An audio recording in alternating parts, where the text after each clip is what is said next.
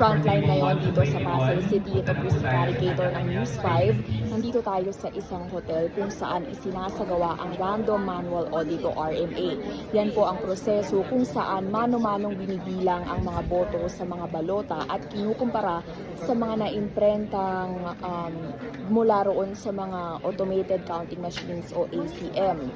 So, nasa higit 700 daw na ballot boxes mula sa iba't ibang presinto ang isa sa ilalim sa RMA. Sa ngayon, dito sa venue nga kung saan isinasagawa ang proseso ay nasa higit 20 pa lang daw ang nakakarating na ballot boxes at ang bawat isa niyan may laman na umaabot sa 1,000 balota. Kaya yun po, ang nag-check sa mga yan ay yung mga guro mula sa Education Department na hindi kasama noong eleksyon. So yan ay para masiguro na magiging fair at tama po talaga ang gagawing RMA.